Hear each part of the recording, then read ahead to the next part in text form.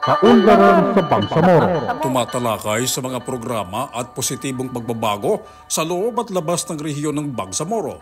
Magbibigay kaalaman sa mga isinusulong, ginagawa at nagawang kaunlaran sa Bangsamoro Autonomous Region in Muslim Mindanao.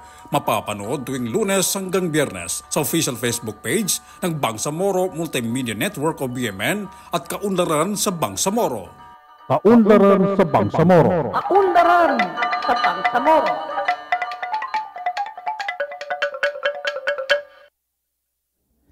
Assalamualaikum warahmatullahi ta'ala jami'an wa barakatuh. Magandang hapon po Luzon, Visayas, Mindanao.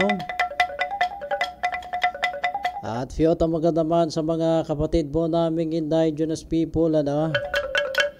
At syempre mga Kabangsamoro ay bukas ay weekend na. Syempre magpapahinga na yung mga iba't ibang empleyado mga Kabangsamoro, dahil araw po tayo ngayon ng Friday, May 10, 2024. At syempre mga Kabangsamoro, binabati lahat ng ating mga tagapakinig ngayong araw ng Biyernes. At mabuhay po mga Kabangsamoro yung ating mga kapatiran na nagsisika para sa ikabubuti ng kanilang pamilya, ikabubuti ng kanilang pamayanan. Sa ngalan po mga Kabangsamoro ng BMN Technical Team, sa pamumuno po yan ni Executive Director Ma'am Paidia Samanudi Akman, Technical Control Staj Mohamedin Sulaiman and Sir Hasanuddin Singgon. At syempre mga Kabangsamoro, ang Peace Security and Reconciliation Office o PSRO sa ilalim ng Office of the Chief Minister Ahud Balawag Ibrahim. Ayan, at binabati po natin mga Kabangsamoro, sa mga susunod na pagkakataon ay inyo ring mapapanood sa ating live streaming yung Office of the Other Bangsamoro Communities mga Kabangsamoro. Marami po kayong mga aabangang mga programa sa Bangsamoro Multimedia official Facebook page.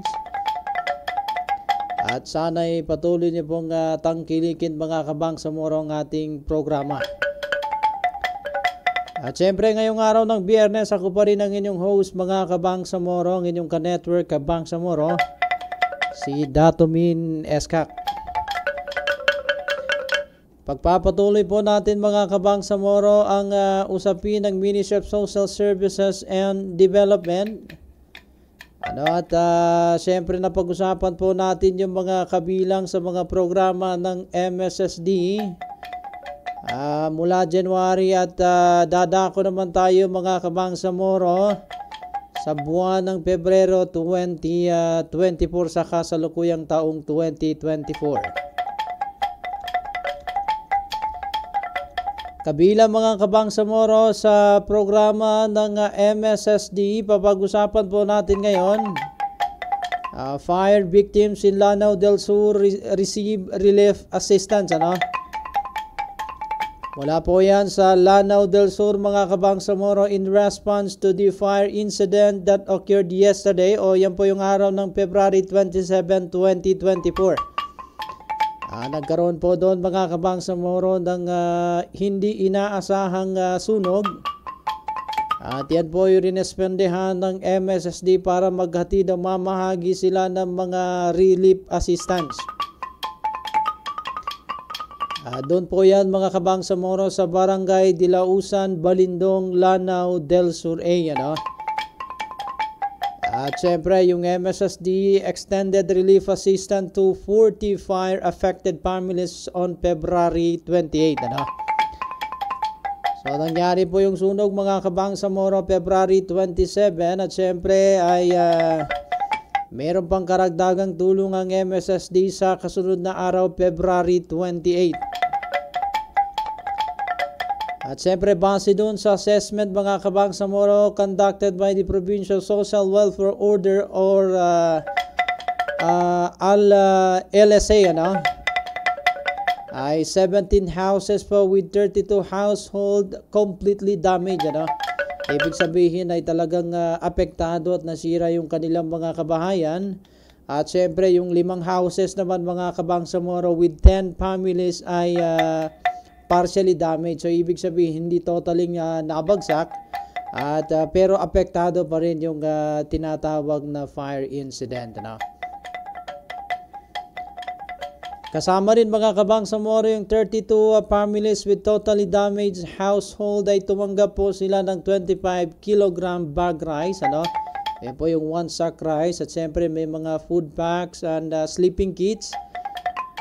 Dignity and protection kits and hygiene kit, cooking kits and trapal mga Kabangsamoro. Ano, siyempre ay marami pa pong ibang kanilang tinanggap sa araw na yan. Andyan din po mga Kabangsamoro si Yasmira and Pangadapon, ano? Mula sa LSA Provincial Social Welfare Office ay kanya pong sinabi, ano? The MSSD will conduct further assessment on the affected household to enroll them in other programs of the ministry for which they qualify. Ano? At karagdagan pa niya doon sa upon the availability of funds, ano, meron pa ding B-Cares, ano? Programa pa rin ng B-Cares na magpo-provide sila ng financial assistance. Siyempre para makabangon naman yung ating mga kababayan. At siyempre yung mga eligible for emergency shelter assistance from MSSD. Yan po yung dagdag ni Provincial Social Welfare Officer Yasmira N. Pangadapon. At siyempre si Genevieve Mugawan, one of the first victim, ano, ay talagang nagpasalamat dun sa ministry, ano. At ito po yung kanyang sinabi, thank you very much to MSSD BARM, ano, ng LSA for the assistance you have provided, ano. So, yan po yung isa pong malaking tulong, ano, doon sa kanilang pang-araw-araw na kabuhayan. At syempre, talagang pag ikaw ay apektado noon, mga Kabangsamoro, ay mahirap yung magiging araw-araw na buhay mo. Pero dahil dun sa emergency response ng Ministry of Social Services and Development ay sila po ay nagpasalamat dun sa mga benepisaryo. Samantala mga Kabangsamoro, MSSD delivers relief assistance for IDPs in Bacolod, Calawi, Lanao del Sur. Ano? Ito naman ay sa Bacolod, Lanao del Sur, ano? Doon po yan sa provincial office, ano? Ay nagbigay po sila ng mga welfare goods to 16 families comprising 70 household member. Ano ay yan po yung IDPs, yung mga internally displaced person, mga Kabangsamoro. So diyan po yan sa Barangay Bubong, Bacolod, Calawi, Lanao del Sur, ano? At yan po yung apektado rin sila ng mga related conflict. Yan po yung araw po yan ng February 19 to 22, 2024. At syempre yun po yung nagresulta mga Kabangsamoro ng demolition of 10 houses, ano? At yung pamamahagi naman mga Kabangsamoro ay pagkatapos nung araw February 23, 2024, doon po yan sa Municipal Hall, Bacolod, Calawi, Lanao del Sur.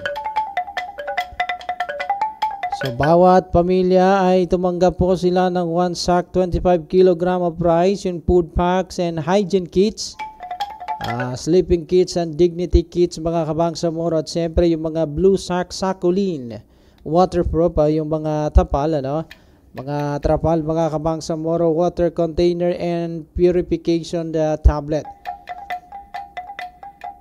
At syempre marami pang iba dyan mga Kabangsamoro. So yung distribution mga Kabangsamoro, syempre ay meron po yung koordinasyon, ano? Sa local government unit of Bacolod, Calawi, sa barangay local government unit sa BLGUs, of Bubong Poblacion 2, and kung saan Doon po kasalukuyan na malagi yung mga internal displaced person, mga ka-network. MSSD mga Kabangsamoro provides emergency go bags to partner responders in the Sulu. Ayan po yung sa pamamagitan po ng Sulu Provincial Field Office. Muli po silang namigay ng 20 emergency go bag to Sulu Provincial Disaster and Risk Reduction Management Office. February 23, 2024 mga Kabangsamoro. Doon po yan sa Provincial Capitol Building sa Barangay Bangkal, Patikul, Sulu. At syempre katulad ng mga nabanggit natin sa mga unang talakayan mga Kabangsamoro, hindi lang yan mga basta-bastang emergency go bags, kundi marami pa po yung mga nilalaman. Bilang tulong doon sa mga benepisaryo, doon po yan sa province of Sulu.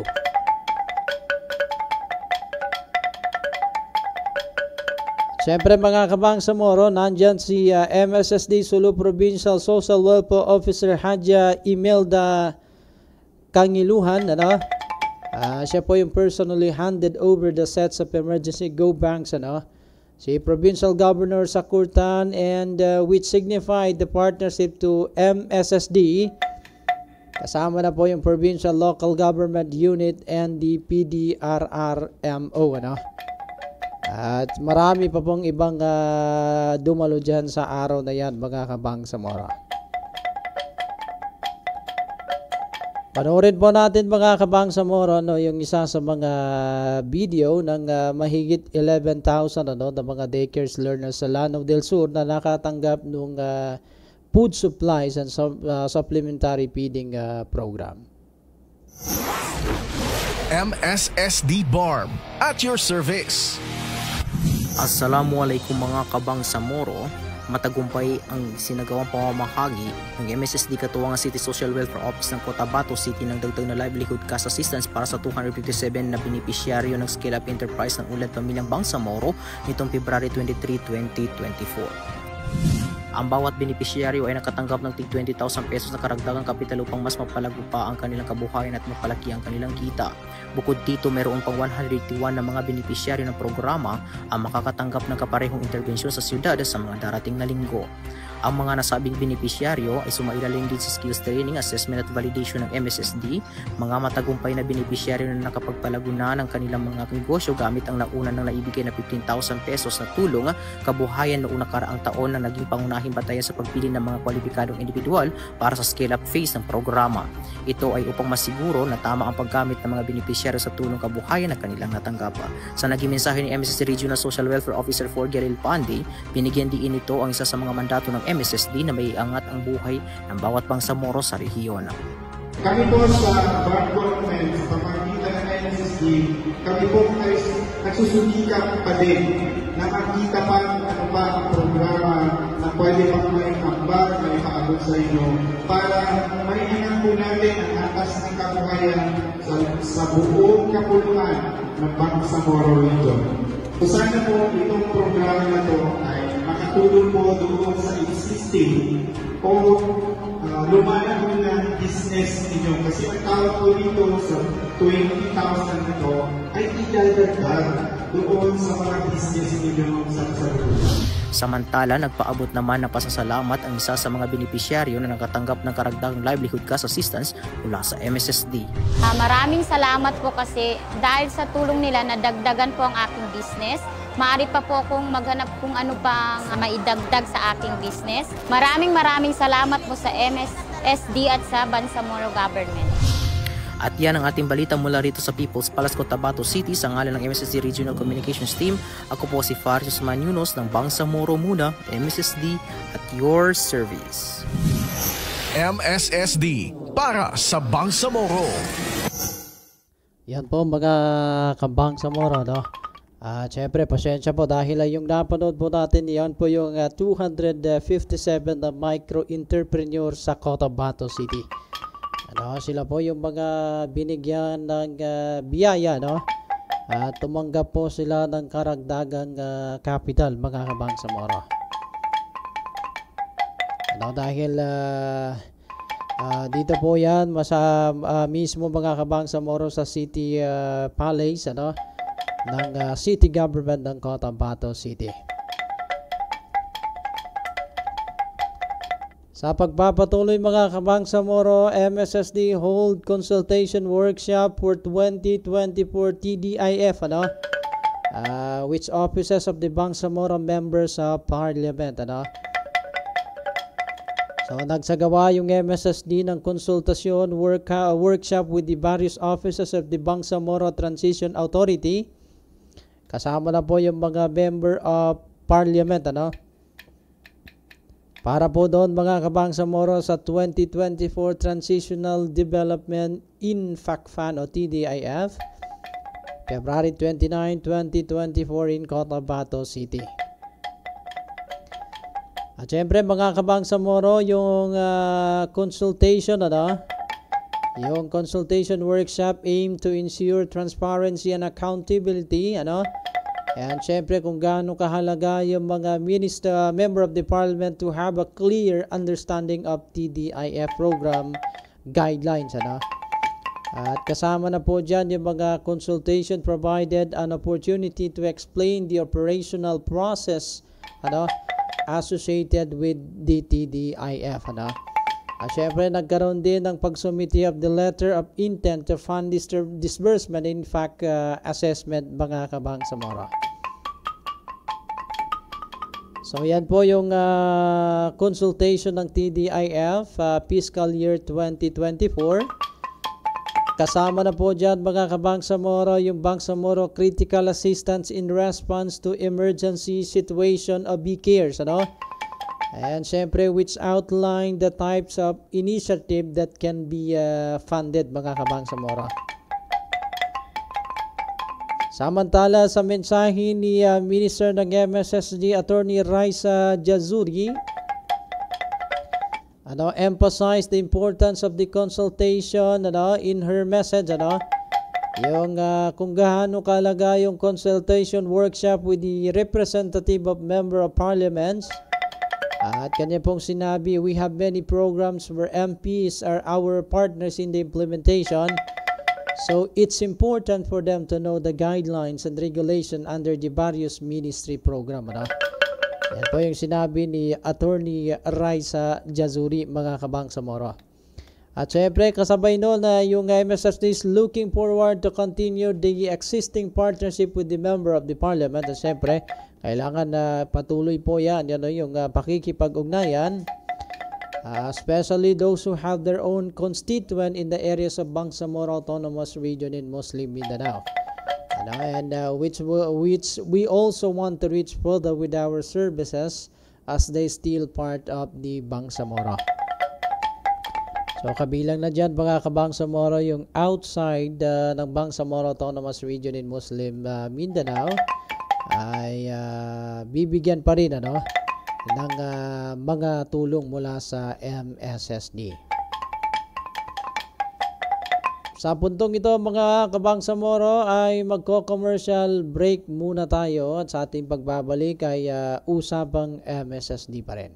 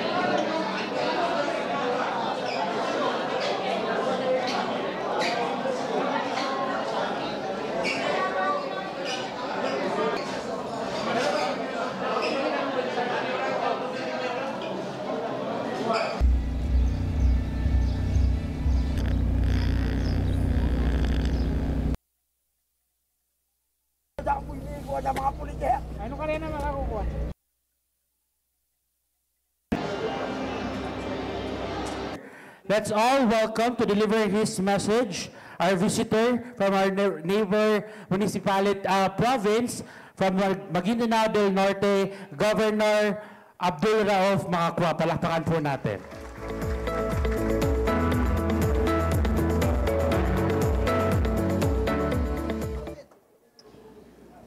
Maaari mo pang mag-upo na. Bismillahirrahmanirrahim.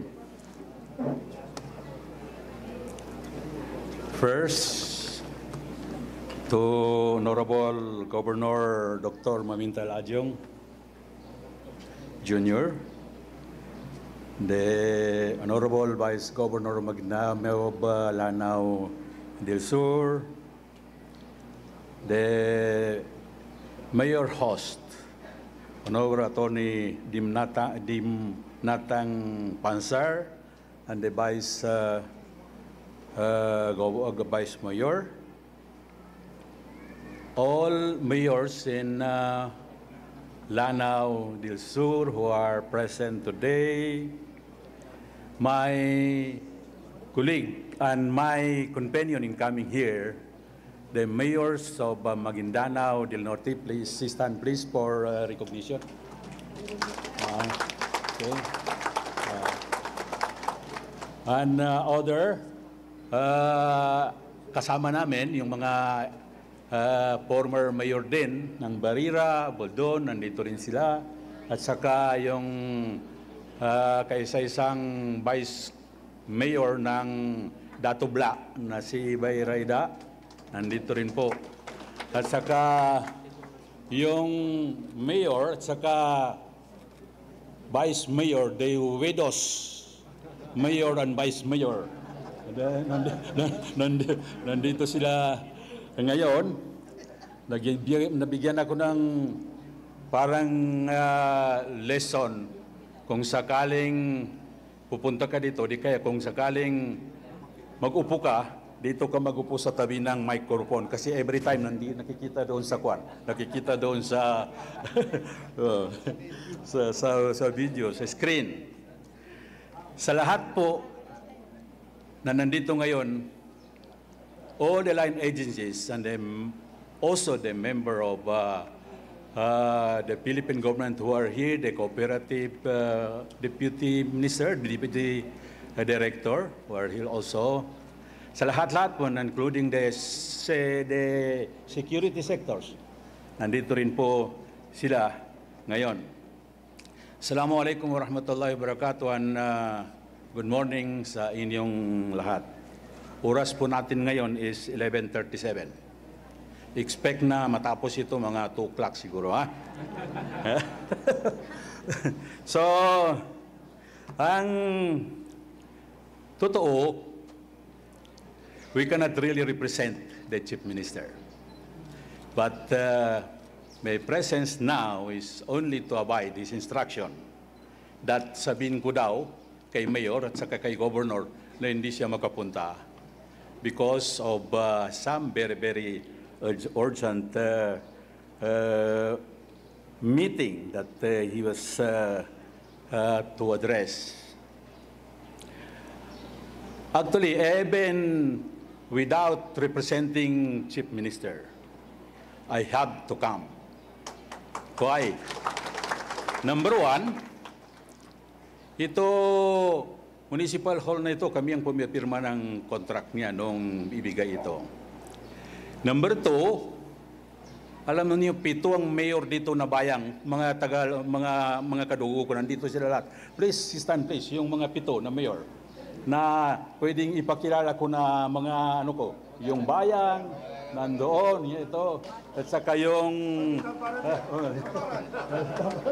Tambaran, 7 sila nandito ngayon. So I have to come because aside from governance relation, yung blood relation nandoon. So, medyo problematic din konti yung pagsasalita because language barrier is talagang napakahirap. Mahirap naman na magtagalog kasi ako, ingat din ako sa Tagalog eh. Kasi meron akong nababasa diyan, mas lalo na yung nasa social media, na kung magtagalog, meron daw nangyari diyan na yung isa bumili ng lansunis. Pagkatapos, sabi ng nagbibinta ng napakatamis ito. So, sabi ng bumibili, pwede bang halimbawa? So, mahirap yun kasi Tagalog, hindi mo maintindihan eh. Hindi mo maintindihan. Imbis kasi sample ang sample. Pwede bang sample? Pagkatapos ang nasabi, pwede bang halimbawa? So mahirap talaga ang Tagalog na gagamitin natin sa pananalita. Meron din naman akong nakikita diyan na kaya nga daw yung mga Amerikano mayaman sila kasi kada nagpe-pray English, akala ng may kapal, Amerikano rin ang nagpe-pray. So, ang biyaya nandun sa Amerikano. Yung mga Arabo, kung magpe-pray, Arabic, pagkatapos ang intindi ng Diyos, ang nagpe-pray lang, yung mga Arabo, kaya nga yung lahat ng biyaya nandun sa mga Arabo. So, anong pwede nating gamitin na pwedeng maintindihan ng Diyos na tayo pa lang nagpe-pray ng mga Bangsamoro? Yun ang kailangan natin. So, we have to practice also to resolve this language barrier natin para tayo na hindi na natin isali ang Diyos. Kasi Diyos lahat ng language maintindihan. Pero tayo, kailangan natin na i-address din natin kung paano tayo magkakaintindihan. So, yung pangarap na lahat ng munisipyo is magkaroon ng municipal hall na kagaya nito. Sabi ni PBBM, ang pangarap ninyo, pangarap din namin. So, ang ibig sabihin, kung nangangarap kayo, pangarap din namin na magkaroon kayo. It's not bad in dreaming, pero kailangan naman, kung nag-dream kayo, paminsan-minsan, maggising naman kayo kasi hindi naman pwedeng dream lang na hindi gumising. So meaning to say, you have to plan, you have to dream, but you have to work. Kasi hindi naman magkatrabaho yung taong nakatulog.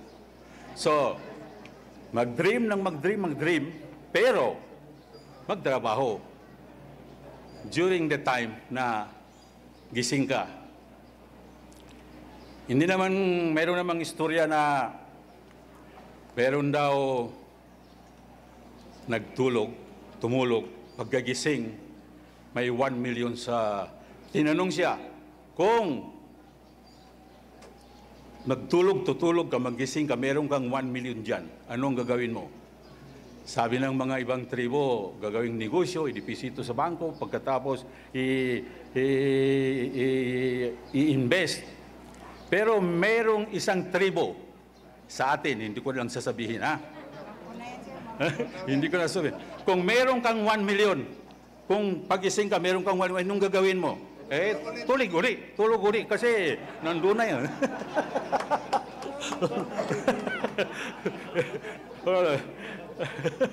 Wala nang negosyo, kahit tulog lang, pagkatapos additional 1 million na. Huwag kang maniwala doon, hindi mangyayari yung ganon. Meaning to say, kailangan mangarap, mag-dream, paggising, magtrabaho para makamtam natin kung ano ang nararapat na mangyari sa atin. Ang akin naman, ang nangyayari sa akin,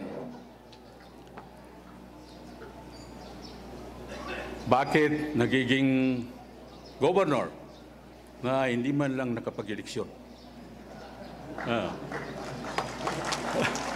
So, actually nanggaling ako sa Minister of Environment and Natural Resources, nanggaling ako sa MPW, na-supervise ko yung MPW by 6 months.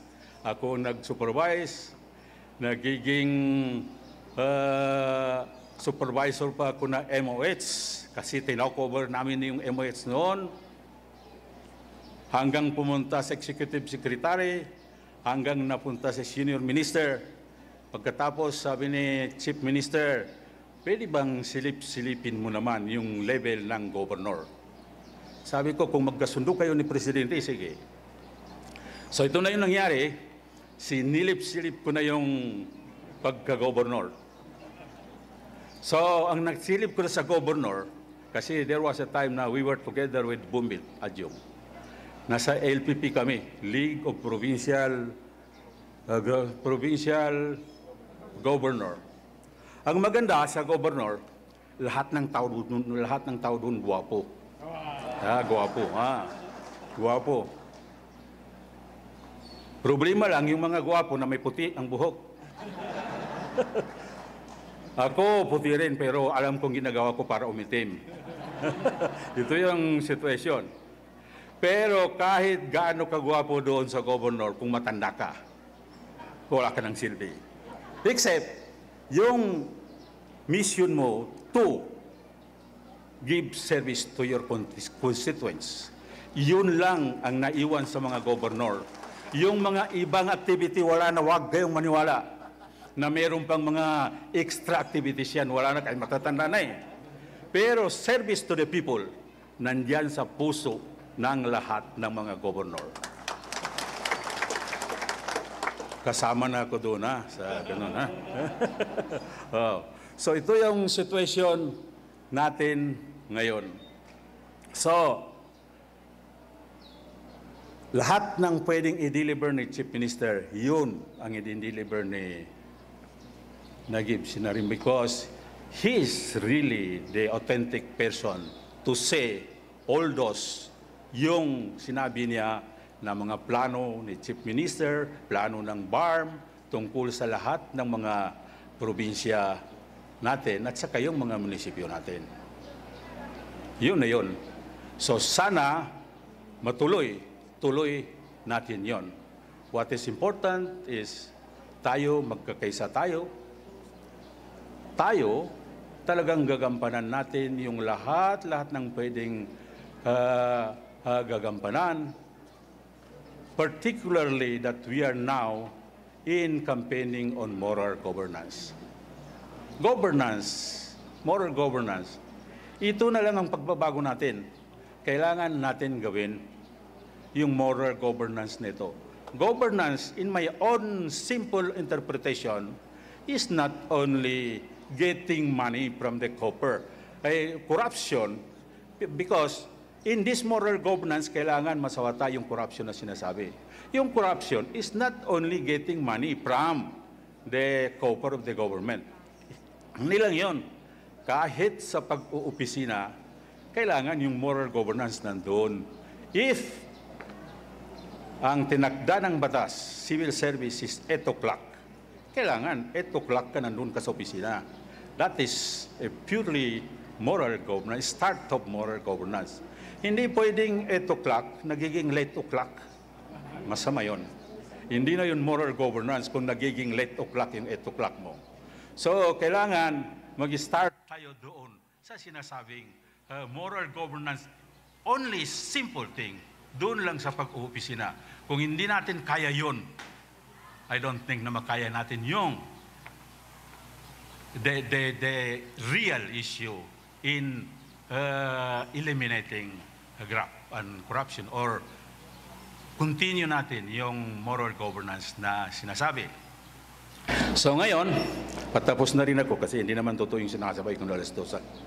Patapos na rin, ang akin lang, kung sino man nga nakamamasid sa pagsasalita ko ng Tagalog, kung merong pagkakamali gaya ng sinabi ko, please notify me para ma-change ko yun, para mapalitan. In order to check me or to correct me, ibigay ko sa inyong number ko para direct na mag-contact ninyo ako. So, ito yung number. 0917-1602-230. Kung meron akong pagkakamali, please, wag mo na naman ninyo ako i-Facebook pa na ikaw mali ka doon, mali ka. Magano ka na lang, mag-direct na lang kayo mag-comment para I can correctly sa lahat ng pagkakamali sa pagsasa. Even in grammar, in Tagalog, or yung mga point na sinasabi, kung sakaling may pagkakamali, please do text me na, sir, with all due respect, masama yung sinabi mo kaya hindi ko naintindihan. Sige, okay na lang. Basta ka importante, nagkakantindihan sa text. Assalamualaikum warahmatullahi wabarakatuh. Waalaikumsalam warahmatullahi wabarakatuh. Alhamdulillah, thank you so much, Honorable Abdul Rauf Makakua, Governor of the Maguindanao del Norte. Allow us to extend our Sanggibuwa Salamat to our dear Chief Minister for always supporting, especially for ensuring that moral governance emulate not only in our town, but in the province and the entire Bangsamoro. Yan po mga kabangsamoro, no? Tayo ba magpapatuloy sa ating talakayan, ano? Programa ng MSSD BARM. Sa pagpapatuloy mga kabangsamoro, 92 PWDs received training course program, ano? Yan po yung ginanap na social intervention mga kabangsamoro. Dito po yan sa Cotabato City, ang MSSD in collaboration with the Center Person with Disability, ano? Conducted an inclusive orientation and welcoming activities for the 92 person with disability. Yan po mga kabangsamoro, yung mga mayroong kapansanan, yung mga person with disabilities, ay nagkaroon po sila nung tinatawag na mga activities, ano? At syempre para sila ay mapasaya, ano? At marami pa pong para tumanggap sila ng mga iba't ibang mga assistance. So yan po mga kabangsamoro, ginanap po yan sa San Isidro Rosary Heights 10, Cotabato City, February 23, 2024. Siyempre, yung training course program mga kabangsamoro was divided into 5 categories such the functional literary level, ano? And meron pong 24 trainees, ano? Social preparatory level 1, ano? 50 trainees naman and basic cooking with 7 trainees mga kabangsamoro. At bukod pa doon, meron pa ring basic massage therapy with 4 trainees mga kabangsamoro. Siyempre, mga computer literacy with 7 trainees mga kabangsamoro. So, yan po yung mga intervention, ano, na para sa layunin to develop the skills and talent of person with disability children, ano. At syempre yung acknowledging their social contribution by providing access, ano, yung mga essential services katulad ng mga education, skills training, and also the empowerment mga kabangsamoro. MSSD mga kabangsamoro hold consultation workshop with various international non-governmental organization NGOs in Bangsamoro Autonomous Region in Muslim Mindanao. So, the Ministry of the MSSD convened a consultation workshop with the various international and local non-government organization. Ayan po yung mga NGO as developing partners. Ginawa po yan mga kabangsamoro. March 4, 2024 at Villa Miranda Event Palace in Cotabato City. So, ibig sabihin mga kabangsamoro, yung mga consultation po yan. So, dyan na po yung kabilang dun sa mga layunin ay yung mga gathering insight, ano, yung mga perspectives, inputs on the pressing needs, ano, of different sector with vulnerable communities, ano.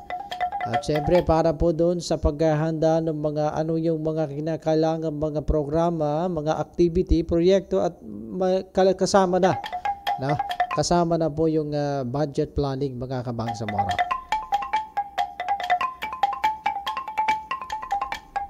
At syempre kasama dyan mga kabangsamoro yung mga development partners to identify problems, yung mga issue and mga gaps, ano, specific to its sector purpose program mga kabangsamoro. So marami pong nandyan mga Kabangsamoro. Si Director General Muhammad Muqtadir Estrella, no, ay binigyan niya ng importansya, yung in-emphasize niya kung gaano po yun kaimportante, lalong-lalo na dun sa mga development partners mga Kabangsamoro. So marami pong nandyan mga Kabangsamoro. Nandyan din po yung UN World Food Program, ano? At marami pa pong mga national non-government organization, development partners, iba't ibang mga ahensya, mga Kabangsamoro ng Bangsamoro Autonomous Region in Muslim Mindanao, mula pa yan sa mga international governmental organization, ano?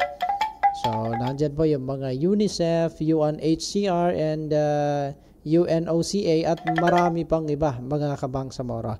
So with the international non-governmental organization mga Kabangsamoro. Kasama rin mga Kabangsamoro sa programa ng MSSD facilitated doon sa Sulu Social Welfare Office, yung forum against violence against women and children. Yan po yung BAUSI mga Kabangsamoro. At importante po yan na talagang magiging panawagan yung mga nangyayari o yung violence against women and children, kasi bawat tao, bata, babae o sino man na tao ay meron pong nakalaang kanilang karapatan mga Kabangsamoro. So under po yan sa Republic Act 9262, Anti-Violence Against Women and Children, and Act of 2004 mga Kabangsamoro. So kasama na po dyan yung marami na mga Kabangsamoro, yung mga intimate partners, yung husband or ex-husband mga Kabangsamoro, yung mga live-in partner, mga boyfriend, mga fiancé, yung mga marami pang iba na aalis yung mga karapatan ng kabataan at mga kababaihan. So yung mga psychological harm at iba pa mga Kabangsamoro, So isang napakaganda ngayon na meron na pong BAUSI, Ayan, so makikinig muna tayo mga Kabangsamoro ng isang nasid ngayong hapon, At tayo pa'y magbabalik makalipas ang nasid na ito mga Kabangsamoro. Makikinig kaulangon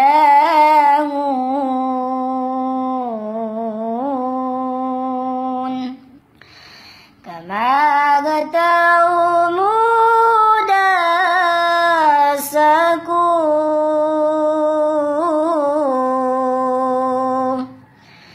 kamakapipitas tanu sasaguna banya atin po sunyaba asuwaraku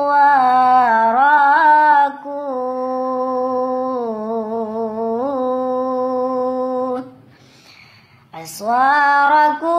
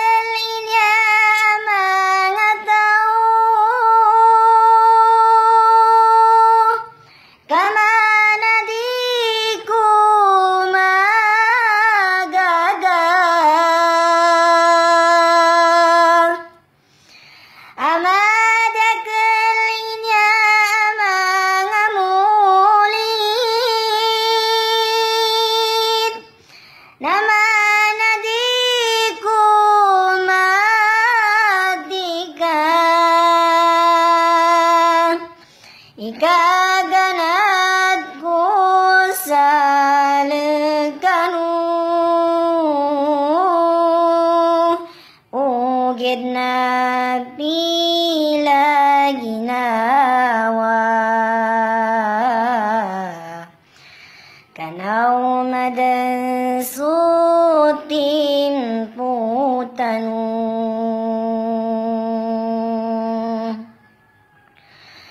Napizantano makapipitas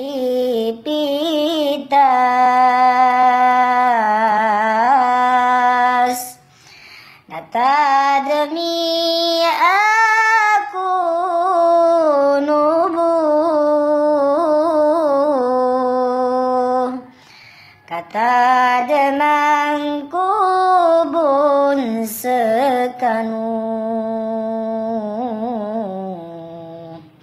Atadman adili patanan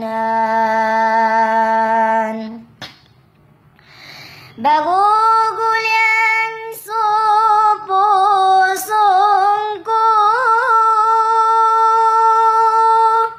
Kamana di ko matika Ikaganat ko sa lekanu Pugid na pila ginawa Kanaw madansutin putanu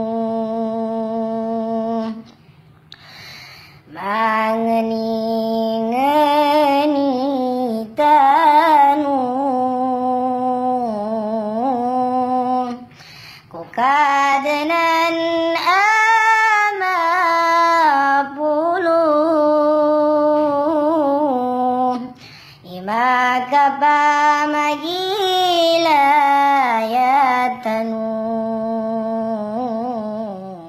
Napizantano makapipitas Natadami ako nubo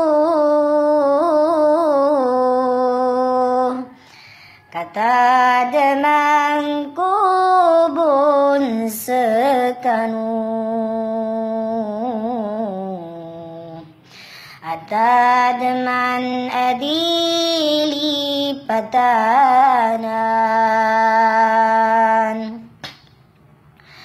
Bagugulyan supusong ko Kamana di ko matika Ikaganat ko sa lekanu Pugid na pila ginawa Kanaw madansutin putanu Yan po mga kabang sa moro, no? Yung ating nasin ngayong hapon. Siyempre mga kabang sa moro, no, ay atin din pong binabati yung lahat ng mga iba't ibang probinsya, mga guro at mga mag-aaral na lalahok sa Barmaa, mga kabang sa moro. At kung hindi ako nagkakamali ay magsisimula po sila bukas May 11, 2024 mga kabang sa moro. So mabuhay po yung mga atleta mga kabang sa moro. Siyempre yung lahat especially ng Bangsamoro Autonomous Region in Muslim Mindanao at yung Cotabato City. At abangan po natin yan mga kabang sa moro, yung sana'y patuloy yung learning ng mga mag-aaral na mga Bangsamoro. Siyempre mga kabang sa moro ay binabati po natin mga kabang sa moro ang ating mga active viewers, yung ating mga listeners and viewers, the Unipad North Cotabato Cluster 2 mga kabang sa moro. At yung Bangsamoro Mulit Magapas, Jamiat Luwasat, Mindanao, and from Fort Piquet and Maliligao Special Geographic Area. Si Norhana Eskak ng Manila ay nakatutok din po sa ating mga Kabangsamoro. Maraming salamat sa lahat-lahat.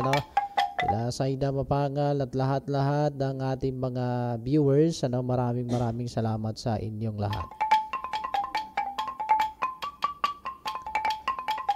Ayan, so mabuhay po mga Kabangsamoro dahil weekend na po bukas ay sana'y maganda ang inyong mga pahinga sa mga guro. At sa ngalan mga Kabangsamoro ng BMN CEO Sir Tungal Alfonso, Executive Director Ma'am Pay Diaz Samanudi Akmad at ang ating mga guwapong technical control, palagi po nating nakakagapay si Sir Hasanuddin Singgon and Ustad Mohamedin Sulaiman, si Ma'am Sahara Saban at si Ma'am Hasda. Sa lahat po ng ating bumubuo at supporters ng ating programa, maraming salamat. At syempre, ako po ang inyong ka-network, Kabangsamoro, ang inyong anchor, si Datomi Neskak. Maraming salamat. Wassalamualaikum warahmatullahi wabarakatuh.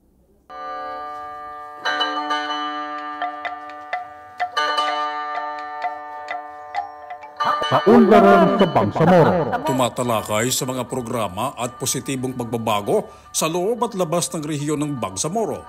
Magbibigay kaalaman sa mga isinusulong, ginagawa at nagawang kaunlaran sa Bangsamoro Autonomous Region in Muslim Mindanao. Mapapanood tuwing Lunes hanggang Biyernes sa official Facebook page ng Bangsamoro Multimedia Network o BMN at Kaunlaran sa Bangsamoro. Kaunlaran sa Bangsamoro. Kaunlaran sa Bangsamoro.